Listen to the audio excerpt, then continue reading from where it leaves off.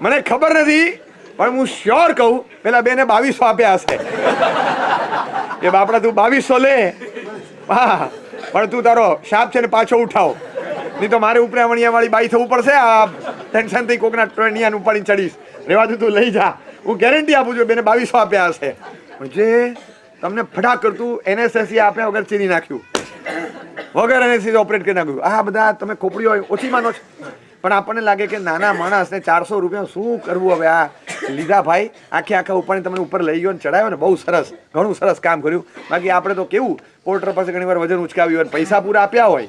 માનવતા એક એવી ચીજ છે કે એમ્પ્લોઈઝ કે માણસો હોય ને એની સાથે પણ એક વ્યવહાર હોય છે, એક વ્યવહાર હોય. એ વ્યવહારનું સૌહાર્દ ચૂક્યો તો, બીજું કશું જ નહીં, ખાલી માત્ર વ્યવહારનું સૌહાર્દ ચૂક્યો, અને એના કારણે એકદમ એવું કર્મ બંધાયું, ભૂખ્યાને તરસ્યા રાખે. આપણે ત્યાં આ માનવતાને સ્થાન આપ્યું છે, આવી પ્રાથમિક દરજ્જાનું. આ તો છે કેવી પ્રારંભિક માર્ગાનુસારી કક્ષાના જીવનમાં હોય એવી માનવતા, એને પ્રારંભિક કક્ષામાં સ્થાન આપ્યું છે. તમે ચૂકો ને દોષ લાગે. આ ટીચરમાં બોલો છો, તેની ભૂખે આપણે જમ્યા.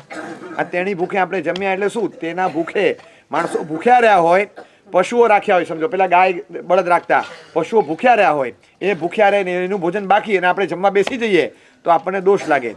એમને બધાને ભૂખ્યા રાખીને આપણે જમવા બેઠા, એટલે એમને જમાડીને જમવું એવું, અથવા તો એ પણ જમી રહ્યા છે કે તરત એમની જમવાની વ્યવસ્થા થઈ ગઈ છે. હા, આપણે ત્યાં છે ને એક પ્રથા છે સરસ, કોઈ આવે ને, બોલો જમવાનું બાકી છે ને, આવી જાઓ પહેલાં જમી લો. આવે એટલે સીધા પહેલાં જ લઈ જ લેવાના અંદર. આ પ્રથા આપણે ત્યાં છે. તો ક્યાંય કોકને ભૂખ્યા રાખીને ભત્ત પાણ ઉચ્છે, આ શબ્દ આવે છે વંદિતતામાં, ભાત પાણીનો વિચ્છેદ કર્યો.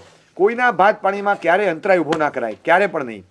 ક્યાં સુધી કીધું છે કે અમારો આચાર છે, શ્રાવક આવે અને કે સાહેબ મારે અતિથિ સંવિભાગ છે, તો ગોત્રી મને પધારશો.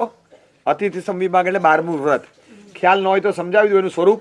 શ્રાવકે 24 ઉપવાસ એલોંગ વિથ અહોરાત્ર પૌષધ કરવાનો, આખા દિવસનો રાતનો પૌષધ.